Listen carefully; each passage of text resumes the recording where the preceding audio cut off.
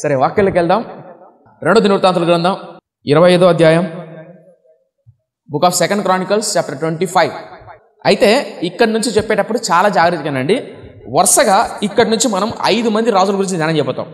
Remember, గుర్తుపెట్టుకోండి, మళ్ళీ చెప్తున్నా, ఈ 5 రాజులు చాలా చాలా ప్రాముఖ్యమైన. ఎందుకనంటే బైబిల్లో అతి పెద్ద పుస్తకమైన యెషయా అనే ప్రవక్త గ్రంథం నడుసా. ఈ ప్రవక్త ఈ 5 మంది రాజుల కాలంలో వస్తాడు. ఈ 5 మంది రాజుల గురించి మీరు బాగా అర్థం చేసుకోగలిగితే యెషయా అనే పుస్తకం మీకు బాగా అర్థమవుతుంది. చాలా మంది యెషయా గ్రంథం పుస్తకం మీద తప్పుడు అభిప్రాయాలు, అర్థం కాని వాళ్ళు చాలా మంది ఉన్నారు. మీరు ఎంతమందికి యెషయా గ్రంథం అర్థమైందో చేతులు ఎత్తారా? ఎంతమందికి యెషయా గ్రంథం అర్థమైందో చేతులు ఎత్తుతారా? నేను మొదట్లో మారుమూడ్స్ పొందినప్పుడు యెషయా, ఇర్మియా, యెహెజ్కేలు అస్సలు అర్థమయ్యే కావు, కానీ చదవాలి కాబట్టి చదువుతూ పోతుండేవాడిని. కానీ ఇప్పుడు నేను చెప్తున్న ఈ 5 రాజుల గురించి మీరు బాగా అర్థం చేసుకోగలిగితే మధ్యలో మనం యెషయా గ్రంథాన్ని టచ్ చేస్తాం. ఇప్పుడు నేను చెప్తున్న ఈ 5 రాజుల గురించి మీరు అర్థం చేసుకుంటే యెషయా గ్రంథం మీకు అర్థమవుతుంది. అర్థం కాలేదా? రైట్. సో ఇప్పుడు మనం ధ్యానం చేసుకోబోయే 5 రాజులు ఎవరు అనేది టూకీగా చూపిస్తా. ఆరంభంలో అద్భుతమైన భక్తి ఎవరిది? ఆసా. తర్వాత ఆవిరైపోయిన భక్తి, రైట్. ఆ తర్వాత ఆసా కొడుకు యెహోషాపాతు గురించి ధ్యానం చేశాం. యెహోషాపాతు కొడుకు యెహోరాము కొడుకు అహజ్యా కొడుకు యోవాషు వరకు మనం ధ్యానం చేశాం. అలా ధ్యానం చేసి మళ్ళీ ఉత్తర రాజ్యానికి వెళ్ళిపోయాం. యెహూ గురించి, యెహోయాహాజు గురించి, యెహోయాషు గురించి, యెరోబాము 2 గురించి మనం ధ్యానం చేశాం. పోయిన వారాలన్నీ గుర్తుపెట్టుకోకపోయిన వారాల వదిలిపెట్టేసేయండి. గుర్తున్న వాళ్ళకు, చదువుకున్న వాళ్ళకు అర్థమవుతుందని చెప్తున్నా. చదువు రాని వాళ్ళు మీకు అర్థం కాకపోయినా పర్వాలా, పేర్లు కథలా గుర్తుపెట్టుకోవాలి. నేను కథలాగా చెప్తా మీకు, ఓకేనా? రైట్. ఇప్పుడు నేను యోవాషు కొడుకు అయినటువంటి ఇప్పుడు ఈ 5 మంది రాజులు గుర్తుపెట్టుకోండి. ఈ 5 మంది రాజులు: యోవాషు కొడుకు అమజ్యా, ఉజ్జియా, యోతాము, ఆహాజు, హిజ్కియా. ఎంతమంది? 5 మంది. మళ్ళీ చెప్తున్నాను, అమజ్యా, ఉజ్జియా, యోతాము, ఆహాజు, హిజ్కియా. ఈ 5 మంది రాజులు మీకు అర్థమవుతే పక్కనున్న యెషయా ప్రవక్త ఉన్నాడే, ఈ యెషయా ప్రవక్త అర్థమవుతాడు, లేకుంటే అర్థం కాడు. మళ్ళీ చెప్తున్నా, ప్రవక్తల గ్రంథాలు ఎవరైతే బాగా అర్థం చేసుకుంటారో, బిలీవ్ మీ, ప్రవక్తల గ్రంథాలు ఎవరైతే బాగా అర్థం చేసుకుంటారో వాడి గుండె పగలకోకుండా ఉండదు. వాడు కన్నీరు, వాడి ఆత్మల పట్ల భారం, దేవుని పట్ల ప్రేమ పెరగక ఉండదు. ఎప్పుడు తెలుసా? ప్రవక్తల గ్రంథాలు చదివితే. మళ్ళీ చెప్తున్నా, యేసుక్రీస్తును పోల్చేటప్పుడు అబ్రహాముతో పోల్చారా? అబ్రహాంతో, ఇసాకుతో పోల్చారా? యాకోబుతో పోల్చారా? సొలొమోనుతో పోల్చారా? ఎవరిని మరి ఎవరితో పోల్చారు చెప్పండి? చదివింటే కదా అంటారా? చదివామన్నా గుర్తు లేదన్నట్రా. ఎవరితో పోల్చారు?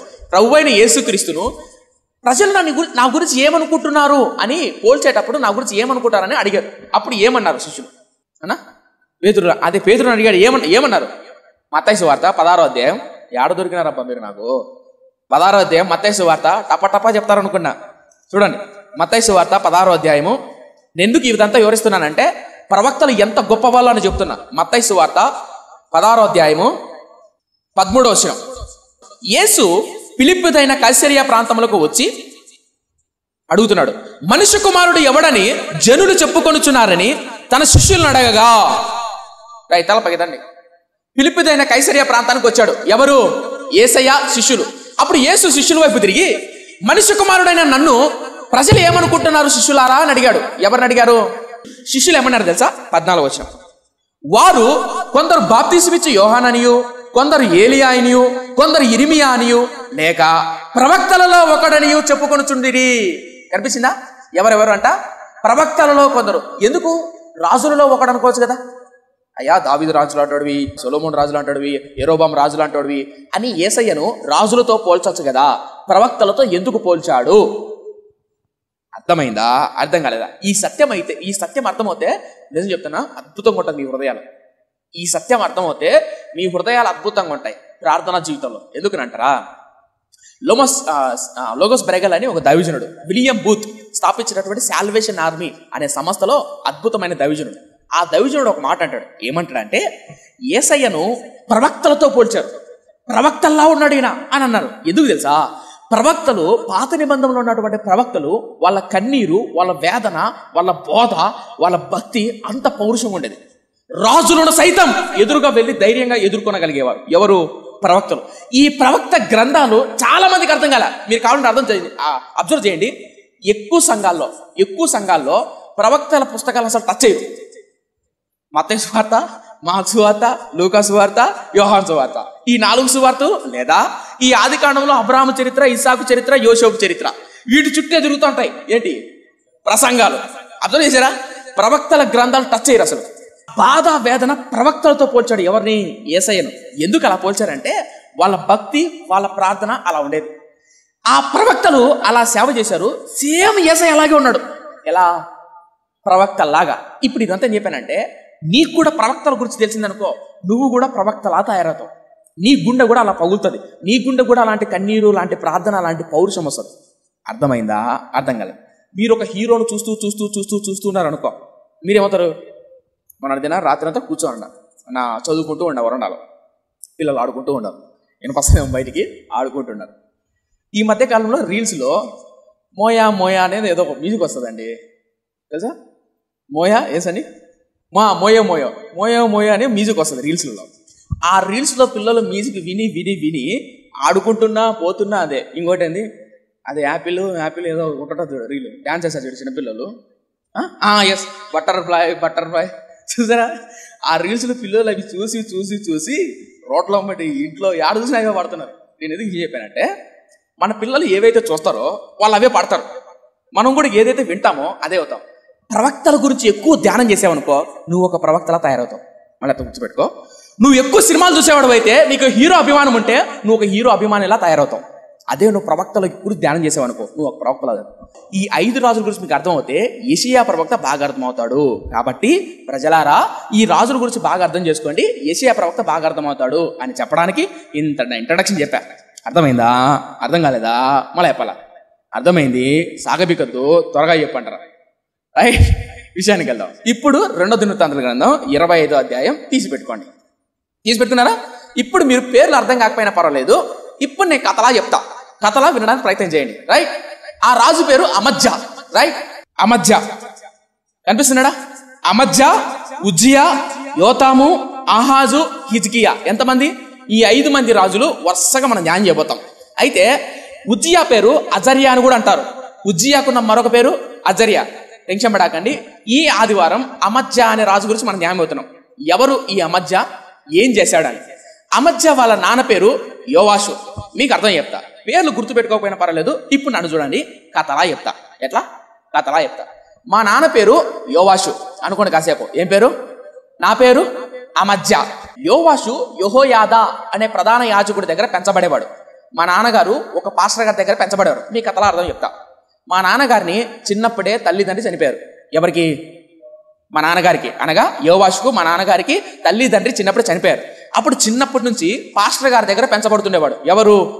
మా నాన్నగారు, అనగా యోవాషు గారు పాస్టర్ గారి దగ్గర పెంచబడుతుండేవాడు. అలా పాస్టర్ గారి దగ్గర పెంచబడుతుంటే కాలం మారుతున్న కొద్దీ పాస్టర్ గారు చనిపోయారు. చనిపోయిన తర్వాత పాస్టర్ గారు ఎప్పుడైతే చనిపోయారో మా నాన్నగారు హద్దు పద్దు లేకుండా బతకడం మొదలుపెట్టారు. తప్పగా అనుకోకండి, మీకు అర్థమేమో చెప్తున్నా. మీకు అర్థమవడానికి మమ్మల్ని చెడగేసుకునే పర్వాలని చెప్తున్నా. చాలా చేస్తాడు. ఇప్పుడు మా నాన్నగారు పాస్టర్ గారు బతుకున్నంత కాలం పాస్టర్ గారు ఎట చెప్తే అట అయ్యగారు అయ్యగారు అని ఉండేవాడు. పాస్టర్ గారు చనిపోవడం ఆలస్యము, ఇంకా మా నాన్నగారు ఇష్టానుసారంగా బతకడం మొదలుపెట్టారు, రాజ్యాన్ని పరిపాలించడం మొదలుపెట్టారు. అయితే పాస్టర్ గారు కొడుకున్నాడు, ఆయన పేరు ఏం పేరంటే జకరియా. ఆ పాస్టర్ గారి కొడుకు, పాస్టర్ గారు అంటే మా నాన్నగారు ఒకేసారి పెంచబడిన వాళ్ళు. కానీ పాస్టర్ గారి కొడుకు వచ్చి, అరే యోవాషు, మా నాన్నగారు నేను పెంచారు, రైట్, నీకు చిన్నప్పటి నుంచి తల్లిదండ్రులు లేరు, నీవు నేను ఒక అన్నదమ్ముల్లా పెంచబడ్డాం, నువ్వు ఇప్పుడు తప్పుడు మార్గం వెళ్తున్నావురా, ఇలా చేయొద్దురా, తప్పురా అన్నాడు. ఎవరు? పాస్టర్ గారి కొడుకు. ఎవరితో? యోవాషుతో, అనగా మా నాన్నగారితో అన్నాడు. ఇప్పుడు మా నాన్నగారు అయిన రాజు అయినటువంటి యోవాషు ఏం చేశాడంటే ఆ జకర్యాను, అనగా పాస్టర్ గారి కొడుకును చంపేశాడు. మీకు అర్థం కాలేదు. మా నాన్నగారిని పెంచింది ఎవరు? పాస్టర్ గారు పెంచితే పాస్టర్ కొడుకుని చంపేశాడు. అర్థం కలదా? అర్థమైందా? ఏందన్నా నిజంగా మీ నాన్న చేశాడా అడగబాకండి, మీకు అర్థమైందని చెప్తున్నా, రైట్? ఇప్పుడు చాలా చేస్తాడు. అయితే చంపేసిన తర్వాత ఏం జరిగిందంటే ఈ పాస్టర్ గారి కొడుకులు, పాస్టర్ గారి ప్రధాన యాజకులకు సేవకులు ఉంటారు, అభిమానులు ఉంటారు కదా, వాళ్ళు ఏం చేశారంటే కాలం మారిన తర్వాత, వృద్ధాప్యంకి వచ్చిన తర్వాత మా నాన్నగారిని చంపేశారు, అనగా యోవాషును చంపేశారు. యోవాషు చనిపోయిన తర్వాత ఇప్పుడు నా పేరేం పేరు? అమజ్యా. ఇప్పుడు నేనేమయ్యా? రాజయ్యా. ఇప్పుడు చాలా, ఇప్పుడు అర్థమైందా? ఇప్పుడు నేను రాజ్యాన్ని పరిపాలిస్తున్నా. రాజైనా నేనేం చేశానంటే, మా నాన్న చంపారు కదా, చంపారు కదా. ఎవరు చంపారు చెప్పండి? పాస్టర్ గారి సేవకులు ఉంటారు కదా, వాళ్ళు చంపేశారు. ఎవరిని? మా నాన్న అనగా యోవాషుని చంపేశారు కదా. ఇప్పుడు మా నాన్న చనిపోయాడు కాబట్టి అమజ్యానైనా నేను రాజు అయితానే మా నాన్నను ఎవరైతే చంపారో వాళ్ళందరినీ నేను చంపేశాను. ఇప్పుడు రాజ్యం అన్నాక ఒక రాజ్యంలో సింహాసనం కోసం కొట్టుకుంటూ ఉంటారు, అవునా? ఇప్పుడు నేను రాజు అయితే ఏం చేశా? మా నాన్నగారిని ఎవరైతే చంపారో వాళ్ళని నేను చంపా. నా పేరు అమజ్యా. ఇప్పుడు అమజ్యా అనే వ్యక్తి రాజు అయితేనే ఏం చేశాడు? ఇప్పటి నుంచి చాలా జాగ్రత్త. ఓకే, కథలా చెప్తా. ఇప్పుడు నా పేరు అమజ్యా అనుకోండి. ఇప్పుడు నేను రాజైతే ఏం చేశా? రాజు అయితేనే మా నాన్నగారిని ఎవరైతే చంపారో వాళ్ళని చంపా. అలా చంపుతున్నప్పుడు కూడా వాక్యానుసారంగా చంపా. అదేందని అంటారేమో, అర్థం కాలేదా? మా నాన్నగారిని చంపారు కొంతమంది, కానీ మా నాన్నగారిని చంపిన వాళ్ళను నేను చంపాలనుకున్నా. అలా చంపుతున్నప్పుడు కూడా వాక్యానుసారంగా చంపా. అర్థవుతుందా? ఇప్పుడు 2వ దినవృత్తాంతాల గ్రంథం 25వ అధ్యాయము మొదటి నుంచి చదువుదాం. అర్థమైందా? అర్థం కాలేదా? అర్థం కాకపోతే చెప్పండి, మళ్ళీ ఆయనకి వెళ్ళిపోదాం. అర్థమైంది కదా? రైట్, మంచిది. 25వ అధ్యాయం చదువుదాం. ఎవరి గురించి చదువుతున్నాం ఇప్పుడు? నా గురించి, అమజ్యా గురించి. నా పేరు అమజ్యా. రైట్, చదువుదాం. 25వ అధ్యాయం మొదటి నుంచి. అమజ్యా ఏలను ఆరంభించినప్పుడు 25 ఏళ్ల వాడై 29 సంవత్సరాలు యెరూషలేములో ఏలెను. అతని తల్లి యెరూషలేము కాపురస్తురాలు, ఆమె పేరు యెహోయాదాను. అతడు యెహోవా దృష్టికి యథార్థముగా ప్రవర్తించెను గాని పూర్ణ హృదయముతో ఆయనను అనుసరించలేదు. తలపైకెత్తని కాస్త అర్థం చెప్తా, మొదటి నుంచి అర్థం చెప్తా. నా పేరు అమజ్యా. అమజ్యా అనే వ్యక్తి 25 ఏళ్ల వయసు వచ్చేసరికి రాజయ్యాడు. ఎన్నేళ్ల వయసులో? 25 ఏళ్ల వయసులో 29 సంవత్సరాలు పరిపాలించాడు. ఎన్ని సంవత్సరాలు? 29 సంవత్సరాలు. అంటే ఏ వయసులో చనిపోయి ఉంటాడు? 54. అంటే అమజ్యా అనే రాజు ఏ వయసులో చనిపోయాడు? 54 ఏళ్ల వయసులో చనిపోయాడు. ఇప్పుడు మీ బుర్రలో పెట్టుకోండి, 25 ఏళ్ల కుర్రోడు రాజయ్యాడు. రాజైన అమజ్యా ఏం చేశాడు ఈ 29 ఏళ్లలో అనేది మనం ధ్యానం చెబుతున్నాం. ఇప్పుడు నా వయసు ఎంత? 25 ఏళ్ళు. ఇప్పుడు నేనేమయ్యా? రాజయ్యా. రాజైన నేను ఏం చేశానంటే ఇప్పుడు చూద్దాం. 25వ అధ్యాయము 3వ వచనం నుంచి. రాజ్యము తనకు స్థిరమైనప్పుడు అతడు రాజైన తన తండ్రిని చంపిన రాజ్యసేవకులను చంపించరు. అయితే తండ్రులు పిల్లల కొరకును, పిల్లలు తండ్రుల కొరకును చావకూడదు. ప్రతి మనిషి తన పాపము కొరకు తానే చావవలెనని మోషే గ్రంథమందరి ధర్మశాస్త్రమందు రాయబడి ఉన్నదని యెహోవా ఆజ్ఞను బట్టి అతడు వారి పిల్లలను చంపక మానెను. అమజ్యానైనా నేను 25 ఏళ్ల వయసులో రాజైతానే మా నాన్నగారిని ఎవరైతే చంపారో వాళ్ళందరినీ చంపించేశాను. అయితే చంపించేటప్పుడు కూడా ఎలా చంపాడంటే గుర్తుపెట్టుకోండి. మా నాన్నగారిని చంపారు కదా అనుకుందాం. మా నాన్నగారిని ఈయన చంపాడు అనుకోని అర్థం చెప్తా. అయితే నేనేం చేశానంటే రాజు అయితేనే ఆయన్ను చంపించేశా. అంటే తప్పుగా అనుకోకపోతే అర్థం చెప్తున్నా. రైట్, చంపించేశా. అయితే ఇప్పుడు వీళ్ళకి బిడ్డలు ఉంటారు కదా, ఈ బిడ్డలను ఆనాడు చరిత్రలో బబులోను, పార్చీయ ప్రాంతాల్లో ఉన్నటువంటి తూర్పు దేశాల్లో ఉన్న రాజులు ఏం చేస్తారంటే ఒక శత్రు దేశానికి వెళ్ళిన తర్వాత పసిపిల్లలను కూడా చంపేస్తారు. మీరు కనుక మనం ధ్యానం చేసుకున్నాం, పసిపిల్లను బండకేసి కొట్టే వాళ్ళని గుర్తుందా? పసిపిల్లలను కూడా బతికినిచ్చేవాళ్ళు కాదు. ఎందుకు బతికినిచ్చేవాళ్ళు కాదు అంటే వాడు పెరిగి పెద్దయి మా మీద కక్ష తీర్చుకుంటాడేమో అని. అర్థమవుతుందా? అయితే ఇప్పుడు చాలా జాగ్రత్త. ఇంత గుచ్చుగుచ్చు ఏం చెప్తున్నానంటే గుర్తుపెట్టుకోండి. ఆ అమజ్యా అనే వ్యక్తి మా నాన్నను ఎవరైతే చంపారు కదా, వీళ్ళు ఈ చంపినటువంటి వీళ్ళని చంపా, కానీ వాళ్ళ బిడ్డలను నేను చంపలా. ఎందుకు చంపలేదంటే ధర్మశాస్త్రంలో రాయబడింది. ఏంటో ధర్మశాస్త్రము? దేవుడు వాక్యం చెప్పింది ఏమనంటే ఎవడైనా తప్పు చేస్తే వాడిని చంపండి కానీ వాళ్ళ పిల్లలు చంపద్దు అని దేవుని వాక్యం చెప్పింది. ఆ వాక్యాన్ని దృష్టిలో పెట్టుకొని భవిష్యత్తులో వాళ్ళ బిడ్డలు నా మీద కక్ష కడతారు, వాళ్ళు నన్ను చంపుతారేమో అన్న భయము, ఆందోళన, కలవరం ఉన్నప్పటికీ వాక్యాన్ని వినిపించాడు. ఎవరు? అమజ్యా. నేను ఇక్కడ ఏం చెప్తున్నానంటే అమజ్యా మొదట్లో వాక్యానికి ఇచ్చిన విలువ ఎంత గొప్ప చూడండి. వాక్యానికి ఎంత విలువ ఇచ్చాడో ఎవరు? అమజ్యా. రాజు అయితేనే వాక్యములో ఇలా ఉంది, ధర్మశాస్త్రంలో ఇలా ఉంది అని అనుకొని ధర్మశాస్త్ర ప్రకారం బతికాడు. ఎవరు? అమజ్యా. ధర్మశాస్త్రం పూర్తిగా తెలీదు ఎవరికి? అమజ్యాకు. కానీ తెలిసిన కొంతమేరన్న క్రియల్లో పెట్టాడు. గొప్పవాడా కదా? వాక్యాన్ని మొదట్లో క్రియల్లో పెట్టాడా లేదా అనుకుందాం. రేపొద్దున పెరిగి పెద్ద అయిన తర్వాత నేను చంపేశా, వాళ్ళ పిల్లలు పెరిగి పెద్ద అయిన తర్వాత వాడి కసి ఉంటుందా ఉండదా? వాళ్ళ పిల్లల కసి ఉంటుందా ఉండదా? ఉంటుంది. ఏదో రోజు మా నాన్న చంపాడు రా, ఈయన చంపాలని కసి ఉంటుందా ఉండదా? ఉంటుంది. ఆ కసి ఉంటుంది, రేపొద్దున ప్రాణం మీదకి వస్తుంది అని తెలిసినా కూడా వాక్యానికి లోపడ్డాడు. ఎవరు? అమజ్యా. నేను ఎందుకు విషయం చెప్తున్నా గుర్తుపెట్టుకోండి. కొత్తలో మారుమనసు పొందినప్పుడు, రక్షణ పొందినప్పుడు కడుపు నస్తుంది, ఉపవాసాలు ఉంటున్నప్పుడు అనారోగ్య పరిస్థితి వస్తుంది. ఈరోజు వ్యాపారం పోకోకుండా ఉంటే 600 నష్టపోతా, 700 నష్టపోతా, 1000 రూపాయలు నష్టపోతా అని తెలిసినా కూడా మొదట్లో కొత్తలో మారుమనసు పొందినప్పుడు వాక్యానికి విలువిస్తాం. కడుపు నష్టం ఉంటుంది, అందరూ అంటూ ఉంటారు, అయినా కూడా మోకాలు ఉండి ప్రార్థన చేస్తావు, కడుపు మార్చుకుంటావు, ఉపవాసాలు ఉంటావు, కన్నీరు గారుస్తావు, ప్రార్థన చేస్తావు. రాత్రి నిద్ర వస్తానో కూడా కఠినంగా మోకాలు ఉంటారు. ఎప్పుడు? మొదట్లో కొత్తలో మారుమనసు పొందినప్పుడు తెల్లారి 3 గంటలు లేచి చన్నీళ్లతో స్నానం చేసి, ఏ నీళ్ళతో? చన్నీళ్ళతో స్నానం చేసి, తలతల స్నానం చేసి అట్లా మోకాలు నుంచి గంట సేపు మోకాల మీద ఉండి, ఎట్లా? గంట సేపు మోకాల మీద ఉండి కన్నీరు గార్చి నా కుటుంబాన్ని చూడయ్యా అని. ఎప్పుడు? మొదట్లో. అట్లా ఇస్తారు విలువ. వాళ్ళ భక్తిని చూసినప్పుడు అనిపిస్తుందండి, పా అప్పుడు నిజమండి. మేము అనుకునే వాళ్ళము కొత్తలో కొంతమంది మారుమనసు రక్షణ పొందినప్పుడు, ఇలాంటి ఆత్మ నాకుంటేనయ్యా ఎక్కడికో వెళ్ళిపోయినయ్యా, ఇలాంటి సంఘబిడ్డలు నాకుంటే తెల్లారి 3 గంటలు లేస్తాను అయ్య గారు. ఒకసారి నాన్న నేను వెళ్ళాం, పేరు చెప్పండి, మన సంఘస్థుల దగ్గర వెళ్తే ఒకప్పుడు లేని అలవాట్లేదండి ఎవరికి, మా ఇంటి అనుకో. ఇప్పుడమ్మా అయ్యగారు మీరు నమ్ముతారు నమ్మరు అయ్యగారు, పొద్దున్నే బ్రాందీ షాప్ ఎప్పుడు తెలుస్తారని ఎదురు చూసేవాడు. ఇప్పుడు మా అయ్యగారు, మా ఇంటి అయ్యగారు తెల్లారి 3 గంటలకు నాకంటే ముందు నుంచి లేస్తాడు అయ్యగారు. నాకంటే 3 గంటలకి లేచి తల స్నానం చేసి, చల్ల స్నానం చేసి ప్రార్థన చేశాడు అయ్యగారు అంటది. ఎవరు? భార్య. పాస్టర్లమైన మేముండి ఆహా ఆహా ఏమి భక్తి, ఇలాంటి భక్తి పరులు ఉండబట్టే ఇంకెంత సేవ చేయొచ్చు అని మేము అనుకుంటాం. అలా అనుకుంటామా?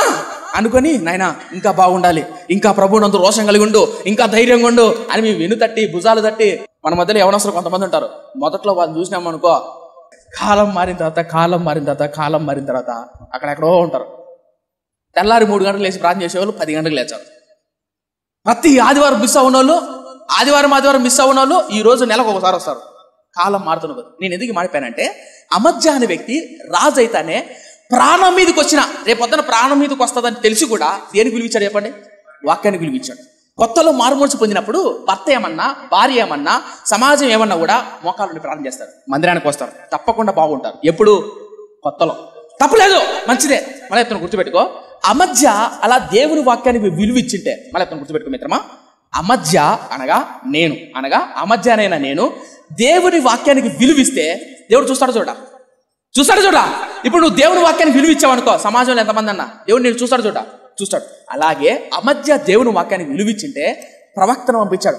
ప్రవక్త వెళ్ళి చెప్పు, నువ్వు నా వాక్యానికి విలువిచ్చావు కాబట్టి నేను మాట చెప్తా, నిన్ను దీవిస్తా, నిన్ను ఆశీర్వదిస్తా, నిన్ను లేవనెత్తుతా, నేను చెప్పినట్టు బతుకుతావా? నువ్వు నా వాక్యానికి విలువిచ్చావుగా, నా మందిరానికి వచ్చావుగా, నన్ను అడిగావుగా, ప్రార్థన చేసావుగా, రక్షణ పొందావుగా, మారుమనసు పొందావుగా, బాప్తిసం తీసుకున్నావుగా, మందిరంలో పరిచయం చేస్తున్నావుగా, నిన్ను దీవిస్తా, నా మాట వింటావా అని ప్రవక్తను పంపించాడు. ఆ ప్రవక్త ఎవరు, పేరు ఊరు తెలియదు మనకు. ఇప్పుడు చదువుదామా? ఇప్పుడు నాకు ఇంకా అర్థమైందా? అమజ్జ మొదట్లో ఏం విలువిచ్చాడు? దేనికి విలువిచ్చాడు? వాక్యానికి విలువిచ్చాడు. కొంతమంది గర్ల్ ఫ్రెండ్ ఉంటుంది, కొంతమంది బాయ్ ఫ్రెండ్ ఉంటాడు. వాక్యం ఏం చెప్తాదంటే, నా కుమారుడా జారత్వమునకు దూరంగా పారిపోము అని అనుకో, గర్ల్ ఫ్రెండ్కు బాయ్ ఫ్రెండ్కు బాయ్ చెప్తారు. ఇప్పుడు మొదట్లో సెల్ ఫోన్ శోధన ఉందన్నా, ఆ సెల్ ఫోన్ ద్వారా హాయ్ బేబీ, తిన్నావో బేబీ అని మెసేజ్లు వస్తున్నాయన్నా అని కష్టంగా దాన్ని నమ్మేస్తారు, దాన్ని పక్కన పెట్టేస్తారు. కాలం మారుతున్న కొద్దీ వీళ్ళే పరిగెడతారు మళ్ళా. అలా మొదట్లో వాక్యానికి విలువిచ్చి గర్ల్ ఫ్రెండ్, బాయ్ ఫ్రెండ్, సమాజము, సోషల్ మీడియా, లోకంలో ఎన్నున్నా కూడా, ఎవరేమంటున్నా కూడా దేవుడికి విలువిస్తారు మొదట్లో. నేను కొంతమంది చూస్తాను కదా, ఇప్పుడు మీరు కూడా కొంతమంది బాప్తిసం తీసుకున్నారు, కొత్తలో మారుమనసు పొందారు, బాప్తిసం తీసుకున్న మొదట్లో మీ భక్తి ఎలా ఉంటుందంటే, అయ్యగారు అరే గారు వస్తాం అయ్యగారు, తప్పకుండా అయ్యగారు, అయ్యగారు అయ్యో బాబోయ్. అప్పుడు పాస్టర్ గారు ఏమనుకుంటారంటే, వా నా కష్టానికి ప్రతిఫలం, లేదా ఇన్నాళ్ళు నా సేవకు ప్రతిఫలమయ్యా, వందనాలయ్యా అని సంబరి విడిపోతాం. కాలం మారుతున్న కొద్దీ సేవకుడితో ఏమనుకుంటా అంటే, ఇలాంటి నమ్మకమైన బిడ్డలు, వాక్యాన్ని విలువిచ్చే బిడ్డలు ఉంటే ఎంత బాగుంటుంది అని అమజ్జాను కూడా చూసి దేవుడు ఏమనుకున్నాడంటే, అమజ్జ వాక్యాన్ని విలువిస్తున్నాడు. దేనికి విలువిస్తున్నాడు? వాక్యాన్ని విలువిస్తున్నాడు అని తెలిసి దేవుడు ఏం చేశాడంటే ప్రవక్తను పంపించాడు. ప్రవక్త నువ్వు వెళ్ళి ఇంకొంచెం బోధించు, ఇంకా బాగా చెప్పు, ఇంకా బాగా ప్రోత్సహించు. ఎవరికి? అమజ్జాకు అని ప్రవక్తను పంపించాడు. ఎవరి దగ్గరికి? అమజ్జ దగ్గర. ఇప్పుడు ఏం జరిగిందో చూద్దాం. 25వ అధ్యాయము 5వ వచనం నుంచి త్వరగా. అమజ్జ యూదా వారిని అందరినీ సమకూర్చి యూదా దేశమంతటను, బెన్యామీయుల దేశమంతటను వారి వారి పితరుల ఇండ్లను బట్టి సహస్రాధిపతులను, శతాధిపతులను నియమించారు. అతడు 20 సంవత్సరములు మొదలుకొని అంతకు పైప్రాయము గల వారిని లెక్కింపగా ఈటెను డాళ్లను పట్టుకొని యుద్ధమునకు పోదగిన యోధులు 3 లక్షల మంది కనబడరి. మరియు అతడు ఇశ్రాయేలు వారిలో నుండి 1,00,000 మంది పరాక్రమశాలను 200 మనుగులకు వెండికి కుదుర్చెను. దైవజనుడైన ఒకడు, 7వ వచనం చూడండి, దైవజనుడైన ఒకడు కనిపించిందా? 7వ వచనం 25:7. దైవజనుడైన ఒకడు అతని యొద్దకు వచ్చి, రాజా, ఇశ్రాయేలు వారి సైన్యము నీతో కూడా తీసుకొని పోవద్దు. యెహోవా ఇశ్రాయేలు వారగు ఎఫ్రాయిములలో ఎవరికి నీ తోడుగా ఉండడు అని అన్నాడు. అలాగు పోవలనని నీకున్న ఎడల పొమ్మో, యుద్ధము బలముగా చేసినను దేవుడు నీ శత్రువుల ఎదుట నిన్ను కూల్చును, నిలబెట్టుటయు పడవేయుటయు దేవుని వశమే కదా అని ప్రకటింపగా అమజ్యా దైవజనుడు చూచి, ఇశ్రాయేలు వారి సైన్యము నేను ఇచ్చిన 200 మనుగులు వెండికి ఏమి చేసేద్దామని అడిగినందుకు, దీనికంటే మరీ అధికముగా యెహోవా నీకు, చూడండి హైలైట్ మాట, దీనికంటే మరీ అధికముగా యెహోవా నీకు ఇయ్యగలడని ఆ దైవజనుడు ప్రత్యుత్తరం ఇచ్చాను. తలపైకెత్తండి. ఇప్పుడు అమజ్యానే నేను రాజు అయితానే మా నాన్న చంపిన వాళ్ళందరినీ ఏం చేశా? చంపేచా. కానీ వాళ్ళ పిల్లలు చంపానా? చంపలా. ఎందుకు చంపలా? వాక్యం అలా ఉంది కాబట్టి, వాక్యానికి విలువ ఇచ్చాను కాబట్టి. అమజ్య చంపేసిన తర్వాత రాజు అయిన తర్వాత ఏం జరిగిందంటే, కొన్ని రోజులకు దక్షిణాన ఏషావు అనే సంతానం ఎదోమీయుల రాజ్యం ఉంది. రైట్, అది బైబిల్లో లేదు. కానీ జోసెఫస్ అనే చరిత్రకారుడు ఏమంటాడంటే దక్షిణాన రాకపోకలు జరగకుండా ఎదోమీయుల రాజు అడ్డగించాడు. ఎవరిని? అమజ్యాన్. అమజ్యాయైన నాకు వాడు అడ్డంగా ఉన్నాడని వాని మీద యుద్ధానికి వెళ్ళడానికి ప్రయత్నం చేశాడు. ఎవరు? అమజ్యా. అది బైబిల్లో లేదు, కానీ యుద్ధంకి వెళ్తాడు అని ఉంది. ఎందుకు యుద్ధానికి వెళ్తాడో కొన్ని చరిత్ర గ్రంథాల్లో ఉన్న విషయం ఏంటంటే, ఇతడు రాకపోకలు లేకోకుండా అడ్డు వేశాడు. అనుకుందాం, మీ ఇల్లుందండి, మీ ఇంటికి దారి ఉందండి, ఈ పక్క ఇప్పుడు మా ఇంటికాడ ఈ పక్క ఇసుకుంటుంది, ఇటు పోలేం. ఈ పక్క ఇసుకేసినాడు అనుకో, ఈ పక్క ఇసుకేసినాడు అనుకో, మేము ఎటు పోలేం కదా. అప్పుడు మేమేం చేస్తాం? ఎవడ్రాయుడో రండ్రా బయటికి అంటావా? సర్వసాధారణంగా గొడవలు జరగవా? దారి వదలరా బాబు అంటామానవా? అంటే నా పాయింట్ ఏంటంటే, అమజ్యా అనే రాజు పరిపాలిస్తుంటే ఈ రాజ్యానికి కావాల్సిన వ్యాపారం కావచ్చు, రవాణా కావచ్చు రాకోకుండా ఎదోమీయుల రాజు అడ్డుకట్ట వేస్తుంటే యుద్ధానికి వెళ్దామని అనుకుంటాడు. ఎవరు? అమజ్యా. అలా యుద్ధానికి వెళ్తున్నప్పుడు తన రాజ్యంలో 20 ఏళ్ల వయసు కలిగిన వాళ్ళందరినీ లెక్క పెడతాడు. చెప్తాను, గుర్తుపెట్టుకోండి. ఎన్నేళ్ళ వయసు?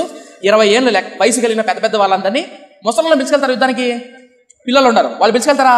పిలుచుకోలేరు. అప్పుడు ఎన్నేళ్ళ వయసు ఉండాలా? 25 ఏళ్ళ వయసు కలిగిన వాళ్ళందరినీ లెక్క పెడితే 3 లక్షల మంది వచ్చినారు. ఎంతమంది?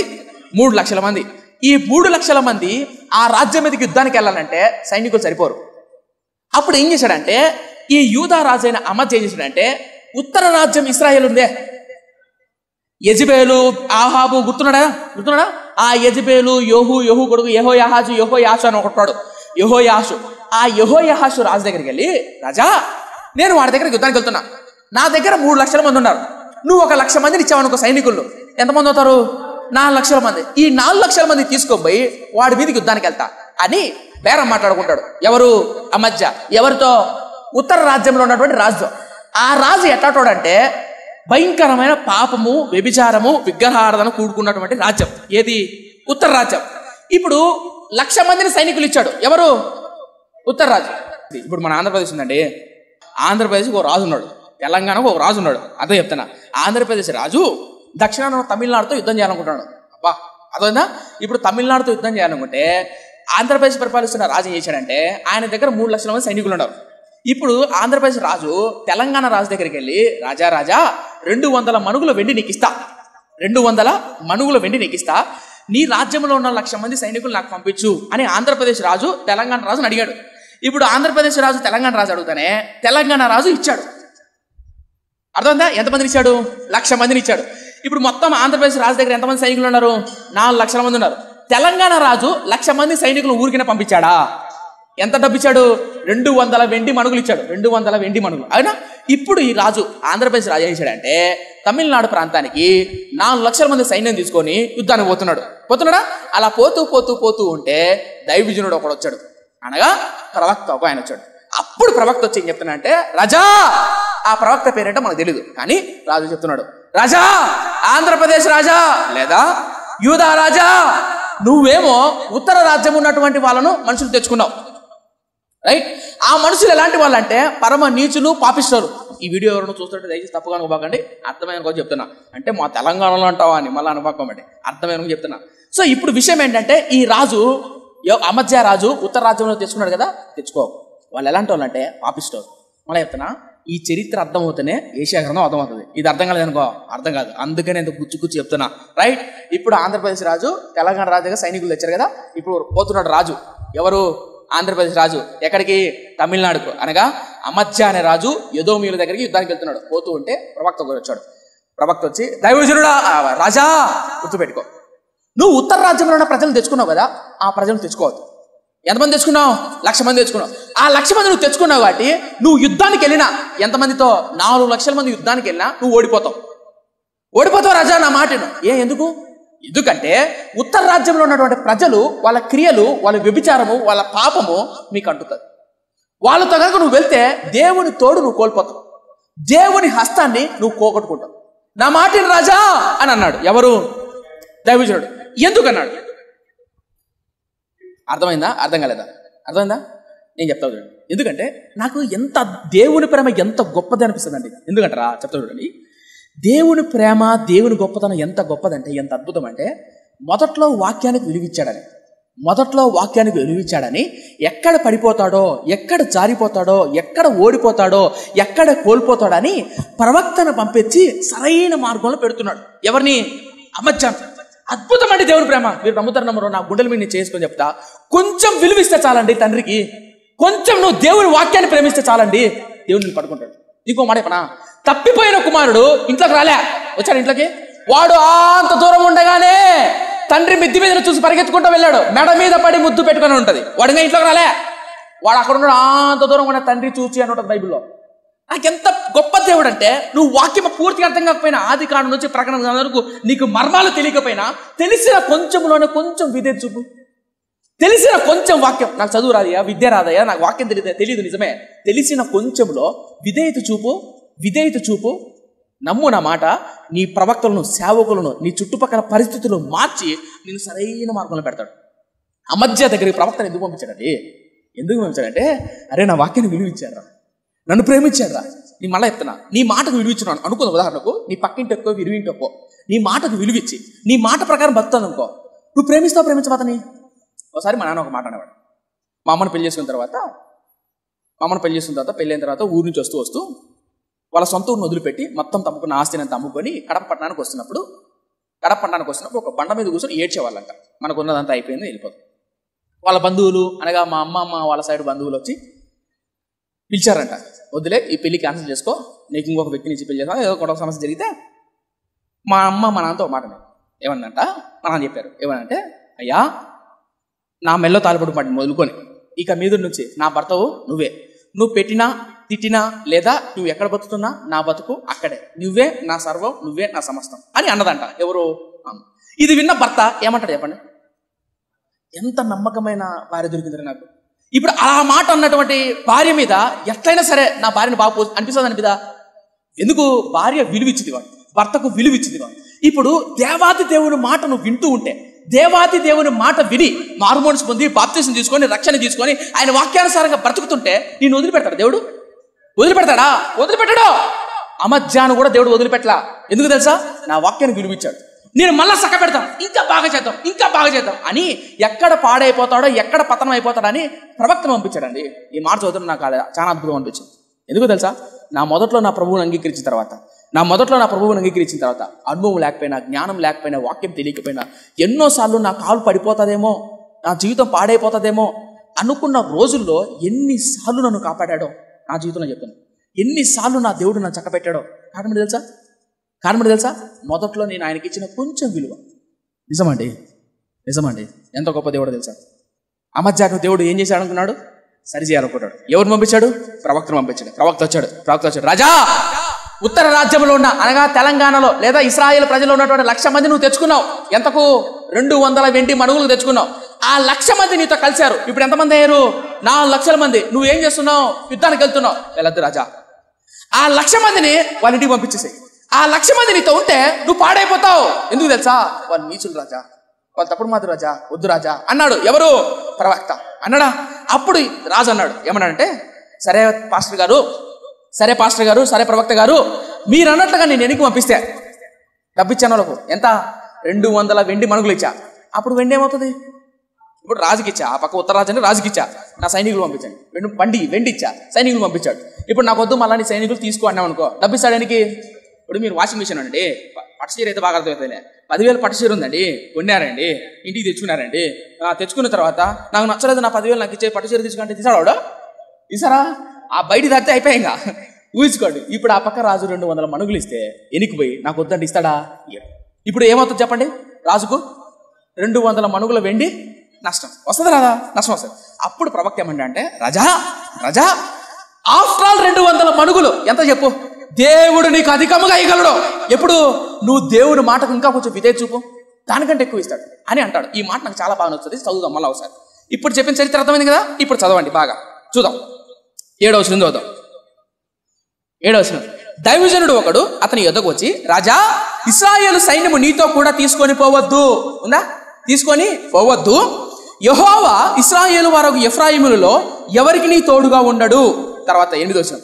అలాగూ పోవలనని నీకున్న ఎడల పొమ్ము, యుద్ధము బలముగా చేసినను దేవుడు నీ శత్రువుల ఎదుట నేను కూల్చును, నిలవబెట్టుటైనను పడవేటైనను దేవుని వశమే కదా అని ప్రకటింపగా అమధ్య దైవజనుడు చూచి, ఇశ్రాయేలు వారి సైన్యమునకు నేను ఇచ్చిన 200 మణుగుల వెండికి ఏమి చేసేద్దామని అడిగినందుకు, దీనికంటే మరీ అధికముగా యెహోవా నీకు ఇయ్యగలడని ఆ దైవజనుడు ప్రత్యుత్తరం ఇచ్చాను. తలపై చెప్తా. రైట్. మొదట్లో దేవుని వాక్యాన్ని విలువ ఇచ్చాడు ఎవరు?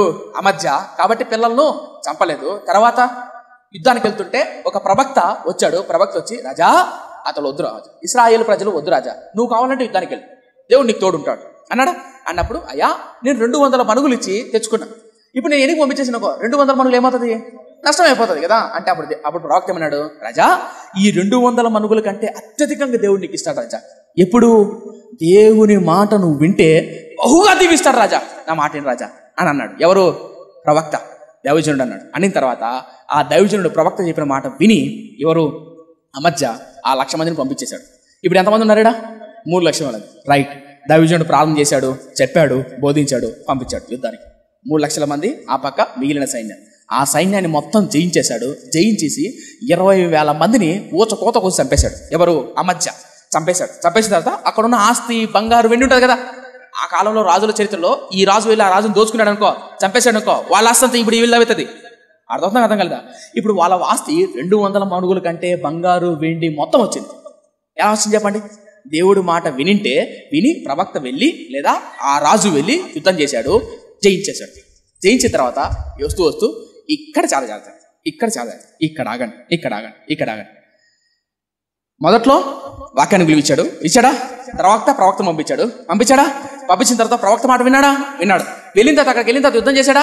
చేసిన తర్వాత వస్తూ చేశాడంటే ఆ ఎదోమీయుల్లో ఉన్నటువంటి ఎదోమీయుల దేవతల బొమ్మలు ఉంటాయే, ఆ బొమ్మలు తెచ్చుకున్నాడు.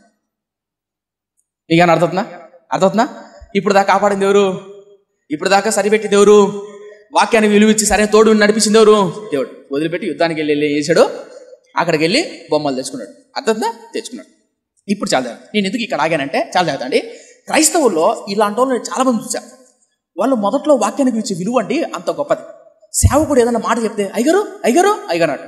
కాలం మారిన తర్వాత లోకంతో, బంధువులతోనో, ఫ్రెండ్స్తోనో, స్నేహితులతోనో, కాలేజీలోనో కలిసి లేదా చుట్టాలతోనో, ఇరుగు పొరుగు వాళ్ళతో కలిసి పాపానికి, ప్రేమ, దోమ, సినిమాలు, పాపానికి, వ్యభిచారానికి, కాముకత్వానికి బానిసలై సేవకుల మాటలు, దేవుడి వాక్యాన్ని పెడద్రోవన పెట్టిన వాళ్ళు ఎంతమంది అండి?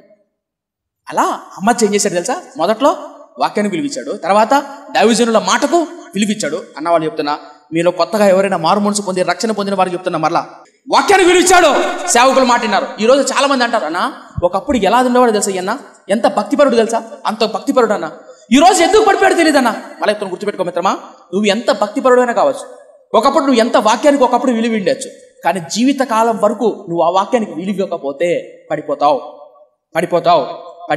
అందుకే చెప్తున్నా, మొదట్లో బాగున్నాను, మొదట్లో చూసుకొని కొంతమంది సమరపడిపోతారు. నేను మొదట్లో అట్లున్నా ఇట్లున్నా, మొదట్లో సంగతి వద్దు. ఇప్పుడు ఎలా ఉన్నా చెప్పు, ఇప్పుడు నీ భక్తి ఎలా ఉంది చెప్పు, ఇప్పుడు నీ ఆత్మీయత ఎలా ఉంది చెప్పు. అమధ్య అనే వ్యక్తి మొదట్లో ఎలాంటి వాడు తెలుసా? వాక్యాన్ని విలువించాడండి. మొదట్లో ఎలాంటి వాడు తెలుసా? ప్రవక్త వచ్చి చెబుతానే మాట విన్నాడండి. ఆశ ఎలాంటి వాడు తెలుసా? అద్భుతమైన భక్తిపరుడు అండి. కానీ కాలం మారిన తర్వాత అదే ఆశ ప్రవక్తలు చంపించేశాడండి. ఒప్పుకుంటారా? అదే ఆశ పడిపోయాడు. నేను ఎందుకు మాట్లాడుతానంటే, అమధ్య వస్తూ ఏం తెలుసా? బొమ్మలు తెచ్చుకున్నాడు. చూడండి ఏం జరిగిందో కింద వచ్చిన చదివిస్తాను. 14 వచనం. అమజ్యా ఎదోమీయులను ఓడించి తిరిగి వచ్చిన తర్వాత అతడు షేయూరు వారి దేవతలను తీసుకొని వచ్చి తమకు దేవతలుగా నిలిపి వాటికి నమస్కరించి ధూపము వేసెను. కనిపించిందా? అందుకొరకు యెహోవా కోపము అమజ్యా మీద రగులు కొనగా. రైట్, తలపై తన చెప్తా. షేయూరుతో యుద్ధం చేసిన తర్వాత వచ్చేస్తా ఏం తెచ్చుకున్నాడు? బొమ్మలు తెచ్చుకున్నాడు. మళ్ళీ ఎంత గుర్తుపెట్టుకో, నువ్వు మారు మనసు పొంది రక్షణ పొంది బాప్తిజం తీసుకున్నావు. బాప్తిజం తీసుకున్నప్పుడు నీళ్ళలో అడుగుతాడు మిమ్మల్ని, ప్రతి దైవజనుడు అడుగుతాడు. ఈ వాక్యాన్ని వింటున్న వాళ్ళు ఎవరైనా సరే, నువ్వు బాప్తిజం తీసుకున్నప్పుడు నీళ్ళ దగ్గరికి వెళ్తానే, దానికి ముందే దైవజనుడు అడుగుతాడు, అయ్యా నువ్వెందుకు బాప్తిజం తీసుకోవాలనుకుంటే చెప్తావు. ఏమని? అయ్యా. అప్పుడు ఎట్లా చెప్తారంటే, చుట్టుపక్కల మేము ఉన్నామనుకో, అబ్బా ఏం భక్తిరా అనిపిస్తుంది మా వాళ్ళని చూస్తే. గారు యేసయ్య నా కోసం చనిపోయాడు, ఆయన నా కోసం ప్రాణం పెట్టాడు, ఆయన్నే నా దేవునికి అంగీకరిస్తున్నాను, అందుకు నేను బాప్తిజం తీసుకున్నాను. సరే, ఇక మీద వచ్చి దేవుని కొరకు నమ్మకంగా ఉంటావంటే నమ్మకంగా ఉంటాను అయ్య గారు అంటారు. వాళ్ళ భక్తిని చూస్తే వస్తుంది. అబ్బా, ఇక మీద నుంచి ప్రతి ఆదివారం మందిరానికి వస్తావంటే వస్తాను అయ్య గారు, తప్పకుండా మందిరంలో వస్తాను అయ్య గారు అని గొత్తు గారుస్తూ ఏడుస్తూ కన్నీళ్ళు కానరం అనుకో, ఎందుకు నీళ్ళలో ఉంటాయి కదా. అప్పుడప్పుడు అనిపిస్తుంది ఆ నది ఎండిపోయింది అనుకో, వీళ్ళ కన్నీళ్ళలోనే బాప్తిజం తీసుకోవచ్చు. అట్టుంటుంది భక్తి. తప్పుగా అనుకోపాకండి, అందరు భక్తులు అట్టే ఉంటాయి మొదట్లో. ఏం భక్తిలే. కానీ గుర్తుపెట్టుకో మిత్రమా, అప్పుడు మొదట్లో మాట ఇస్తారు. ఇస్తారా ఇరా? ఇలేదా మాట? మీరు ఇవ్వలేదా? నేను ఇచ్చా. నా గుండెలు మీరు చేసి చెప్తా, నేను ఇచ్చా మాట. కానీ ఆ మాటను కాపాడుకోవడానికి ప్రతిరోజు భయం భక్తి కలిగి ఉండాలి. ఆ మాట అందరూ ఇచ్చారు ఇక్కడ ఉన్న వాళ్ళు. అలాగే వాక్యాన్ని మారు మనసు పొంది బాప్తిజం తీసుకున్న వాళ్ళు, అయ్యా నా ఒళ్ళు నీది, నా శరీరం నీది, నా జీవితం నీది, నేను నీకు బానిసం, నీ సేవ చేస్తాను, నీ పరిచయం చేస్తాను, నమ్మకంగా ఉంటానయ్యా అని ఎంతమంది మాట ఇచ్చారండి. అదే ఒళ్ళు అదే శరీరంతో ఎంతమంది వ్యభిచారానికి, త్రాగుడుకు, అడ్డమైన పాటలకు. ఈ మధ్య ఏందో క్రైస్తవుల ఏంటి కూడా సినిమా పాటలు వింటుండే. దరిద్రం కాకపోతే సినిమా పాటలు వింటాం కరెక్ట్ కాదు. నీ జీవితం, నీ కుటుంబం, నీ ఒళ్ళు, నీ జీవితం సమస్తం ఎవరు చెందింది?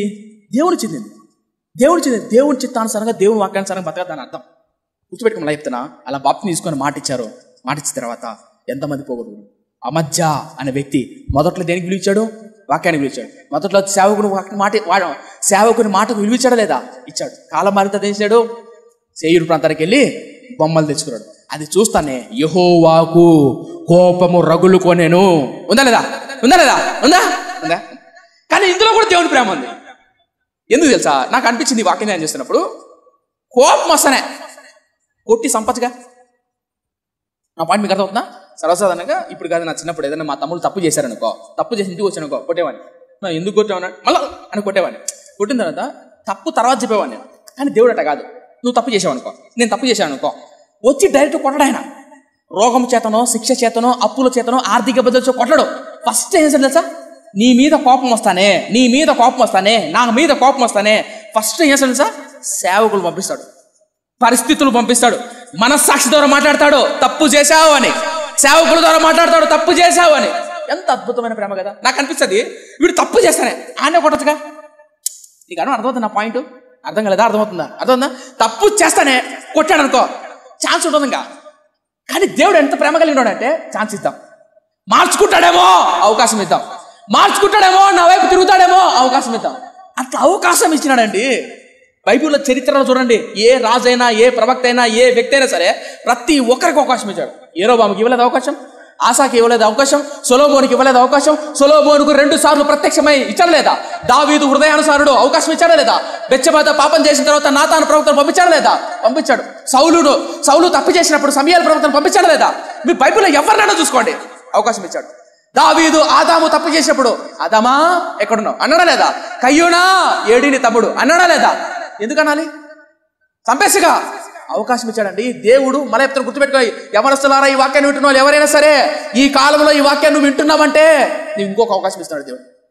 ఇంకొక అవకాశం. అమజ్యాకి ఆ రోజు ఇంకొక అవకాశం ఇచ్చాడండి. కోపం వచ్చింది, రాలేదు కోపం, భయంకర కోపం వచ్చింది. వచ్చానే ఏం తెలుసా? ప్రవక్తను పంపించాడు. ఈ మాట అద్భుతం అండి, నాకు ఇష్టమైన మాట. చూద్దాం ఏమంటుందో. చూడండి 15 వచ్చిన ఏముందో. 25:15 అందుకొరకు యెహోవా కోపం అమజ్యా మీద రగులు కొనెను. రగులు కొనిందా? రగులు కొట్టానే ఆయన అంటే ఎవరిడా? దేవుడు అతని యొద్దకు ప్రవక్తను ఒకని పంపగా అతడు, నీ చేతిలో నుండి తమ జనులను విడిపింప శక్తి లేని దేవతల యొద్ద నువ్వెందుకు విచారణ చేయదు అని అమజ్యాతో అనెను. దానిపై అయితే కాస్త అర్థం చెప్తా. అందుకు ఆయన అనగా ఆయన ఎవరు? దేవుడని. యెహోవా కోపం వచ్చింది. కోపం వస్తానే చంపల. కొట్టలా, శత్రువు దేశానికి అప్పగించలా. ఏం చేయాలి తెలుసా? ప్రవక్తను ఒకని పంపి, ప్రవక్త వచ్చాడు. రాజా, అమధ్య రాజా, ఒకప్పుడు నువ్వు దేవుని తోడై ఉండి, ఒకప్పుడు దేవుని వాక్యానికి విలువిచ్చావని, ఒకప్పుడు సేవకుడి మాటకు విలువిచ్చావు కదా, సేవకుడు మాటకు విలువిచ్చి దేవుడు నేను కాపాడాడు కదా యుద్ధంలో. ఈరోజు యుద్ధానికి వెళ్ళి ఆ శయ్యూరు విగ్రహాలు తెచ్చుకుంటావా? తప్పు గది రాజా అన్నాడు. ఎవరు? ప్రవక్త. ఎవరితో? అమధ్యతో. అవకాశం ఇచ్చాడా లేదా? ఇప్పుడు ప్రవక్త అయినటువంటి లేదా రాజు ఏమనాలి? నిజమేనయ్యా, తప్పు చేశానయ్యా, నిజమేనయ్యా అనాలా లేదా? అనాలనా? ఈరోజు కూడా చాలా మంది క్రైస్తవులు వాక్యాన్ని బోధిస్తుంటే, వాక్యాన్ని సరిగ్గా చెప్తుంటే, వాక్యాన్ని ప్రవచిస్తున్నప్పుడు, మాట్లాడుతున్నప్పుడు పరిస్థితుల ద్వారా, రోగం ద్వారా, అప్పుల ద్వారా దేవుడు మాట్లాడాను అనుకో, ఈ అప్పు ఎందుకు వచ్చింది, ఈ రోగం ఎందుకు వచ్చింది, ఈ సమస్య వచ్చింది, ఎక్కడో తప్పు చేశానేమో, అయ్యా క్షమించయ్యా అనాలా లేదా? అనరు. అబ్బా ఒప్పుకొని పరీక్షించుకోరు. మళ్ళీ గుర్తుపెట్టుకో, ఎవరైతే తనను తాను ఎక్కువ పరీక్షించుకుంటాడో వాడు ఆత్మీయతను వృద్ధి పొందాడు. అది ఇప్పుడు మర్చిపోకండి. ఎవడైతే తనను తాను ఎక్కువ పరీక్షించుకుంటాడో ఆత్మీయతను వృద్ధి పొందాడు. ఇప్పుడు అమధ్యత అంటానే ఎవరన్నారు? ప్రవక్త అంటానే రాజైన అమధ్య ఏమనాలా? పశ్చాత్తపడాలా? కానీ ఏమన్నా తెలుసా? ఇప్పుడు చూడండి 15వ వచనం మళ్ళీ చదువుతున్నారు. అందుకొరకు యెహోవా కోపము అమధ్య మీద రగులు కొనగా ఆయన అతని యొద్దకు ప్రవక్తను ఒకని పంపగా అతడు, నీ చేతిలో నుండి నా జనులను చిడిపింప శక్తి లేని దేవతల యొద్ద నువ్వెందుకు విచారణ చేయదు అని అమధ్యతో అన్నాడు. 16వ వచనం. అతడు అమధ్యతో మాట్లాడుచుండగా, అతడంటే ఎవరిడా?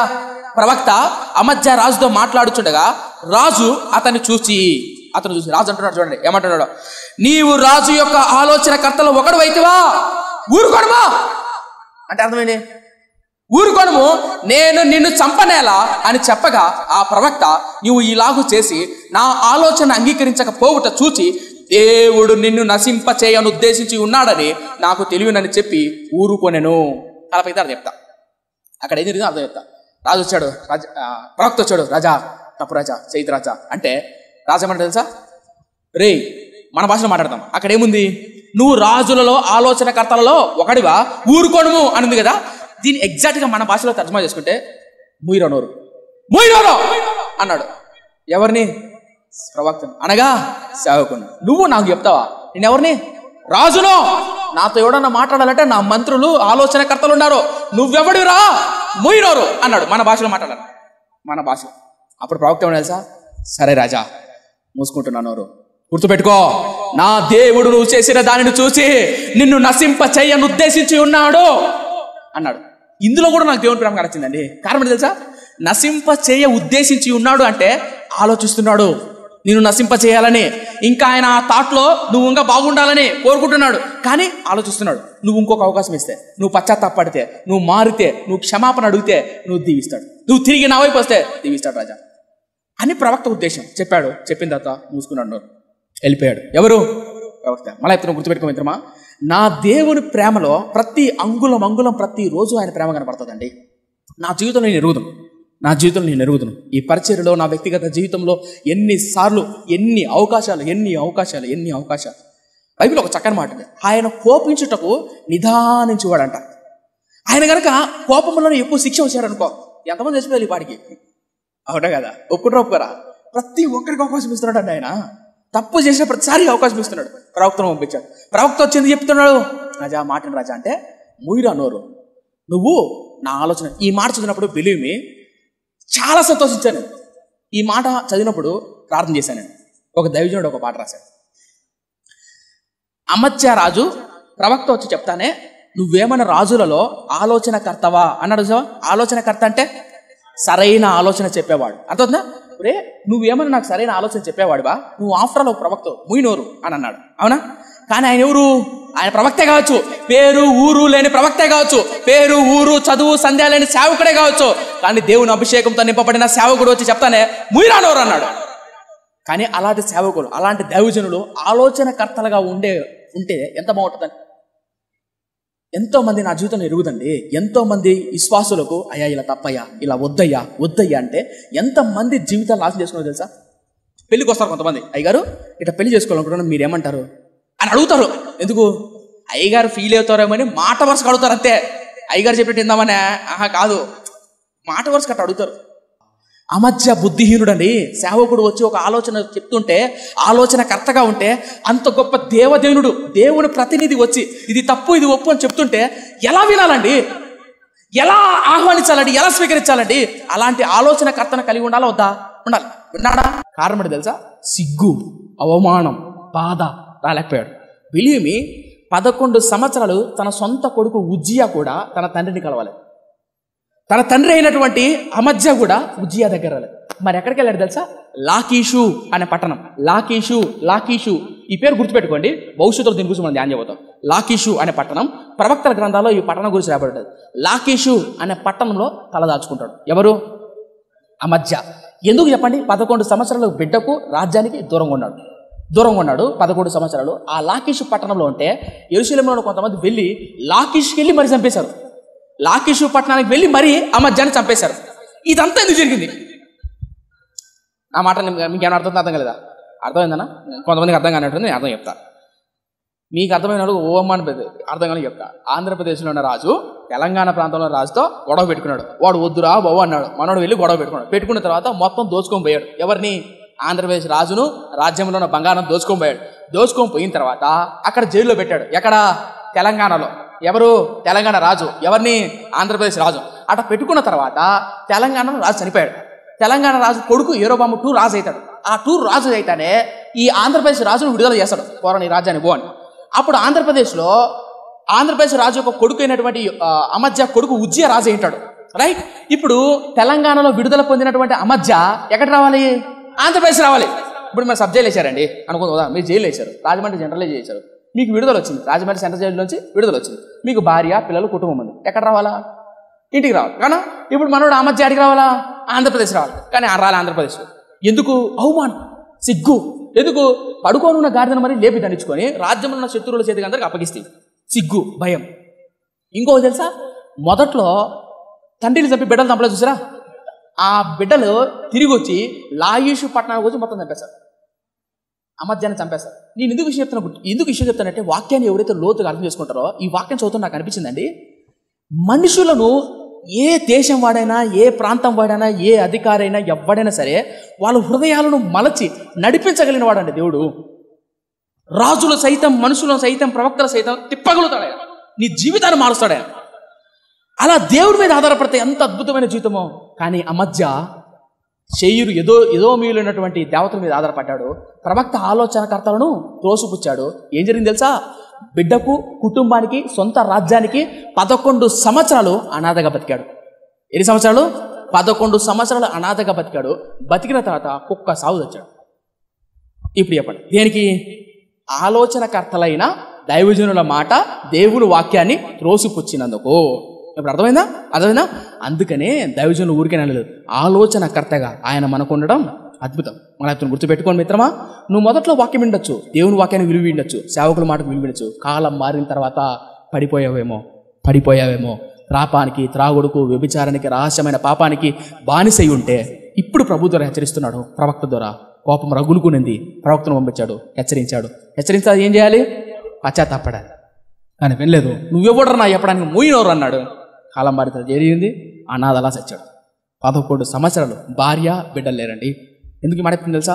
ఎంతోమంది తమ జీవితాల్లో అప్పులు, బాధ, సమస్యలు, ఆర్థిక ఇబ్బందులు ఉన్నా వదిలిపెట్టరండి. నాకు చాలా బాధిస్తుందండి. పిల్లలు ఒక చోట, తండ్రి ఒక చోట, భార్య ఒక చోట, కుటుంబం ఒక చోట. తప్పులేదు. కొంతమంది ఉపాధి నిమిత్తమై, సంపాదన నిమిత్తం పోతారు, తప్పులేదు. కానీ ఎంతకాలం అండి? చచ్చేంతవరకు కదనా? భార్య, బిడ్డలు, కుటుంబం అంతా కలిసి నీతిమంతుడు తన కష్టార్జితం అనుభవించినాడు ఉంది బైబిల్లో. నీతిమంతుడు తన కష్టార్జితాన్ని అనుభవించుడు. భార్య, బిడ్డలు అందరూ సంపాదించిన 500, 300 చక్కగా కూర్చొని భోజనం చేసుకొని ఆనందంగా కుటుంబంతో గడిపి ఎన్ని రోజులైందండి. కారణం తెలుసా? దేవుని మాటలను, దైవజనుల మాటలను, దేవుని వాక్యాన్ని, ఆలోచనకర్త కూడా వాక్యాన్ని వదిలిపెట్టేసి ఈరోజు దేశదిమ్మర్లే తిరుగుతున్నారండి. దేశదిమ్మర్లే తిరుగుతున్నారు. ఎవరి కాలంలో జీవితాన్ని పాడు చేసిన ఎంతో. కారణం తెలుసా? వాక్యాన్ని విలువ.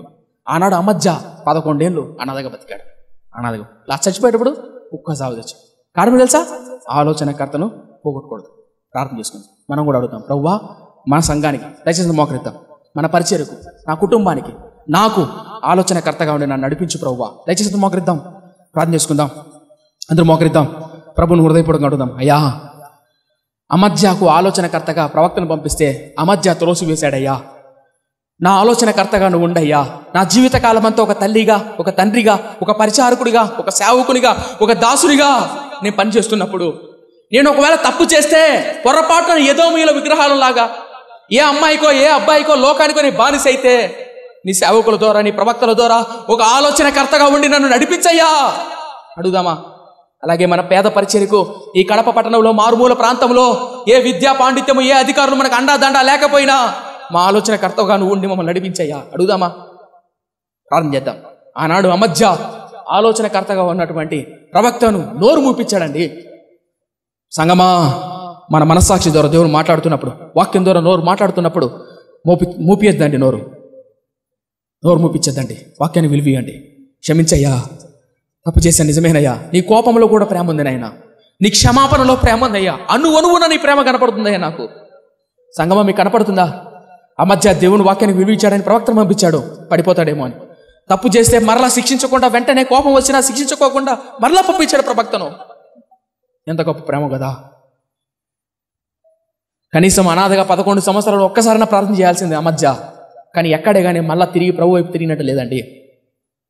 పరిశుద్ధుడా నా కన్న తండ్రి, విత్తబడిన మాటలు నాలో మాలో నిరంతరంగా ఫలింపచేయము నాయనా. నిజమేనయ్యా, మా ఆలోచనకర్తవై మా జీవితాన్ని నడిపించు నాయనా. ఈరోజు దేవుని మా సేవకుని మాటలు, దేవుని వాక్యానికి ఇవ్వాల్సిన విలువ ఇవ్వకుండా ఈ రోజు నాయనా నిజమేనయ్యా కుటుంబం చల్లా చెదరైపోయినాయ్యా. ఆర్థిక ఇబ్బందులు, సమస్యలు, అప్పుల బాధ, భార్యాభర్త మధ్య సఖ్యత, సమాధానం లేదయ్యా. కారణం ఏంటంటే ఆలోచనకర్తవైన నువ్వు, వాక్యమైన నీ మాటలు పెడద్రోగున పెట్టామయ్యా. క్షమించయ్యా. యవ్వన కాలంలో మా జీవితంలో నాయన మనస్సాక్షి ద్వారా, పవిత్రమైన జీవితం ద్వారా నువ్వు మాట్లాడుతున్నప్పుడు వాక్యానుసారంగా ప్రత్యేక కృపను మాకి నాయన తండ్రి. అలాగే నాయన ఆనాడు అమధ్యతకు ఒక ఆలోచనకర్తగా ప్రవక్తని ఏ విధంగా పంపావో ఈరోజు ఈ హోరేబు మినిస్ట్రీకి, సంజీవ్ తేజ అయిన నాకు, అలాగే నా కుటుంబానికి, సంఘంలో ఉన్న ప్రతి కుటుంబానికి, ప్రతి యజమానుడికి అయ్యా, ఇక్కడ మోకరిస్తున్న ప్రార్థన చేసిన ప్రతి బిడ్డకు, అలాగే ఈ వాక్యాన్ని టీవీలో చూస్తున్న ప్రతి ఒక్కరికి నాయన ఆలోచనకర్తవై ఈ కుటుంబాలను నడిపించమని నేను ఆమెను మహిం పొందుకుని యేసయ్య నామమున వేడుకుంటున్నాం మా కన్న తండ్రి. ఆమేన్.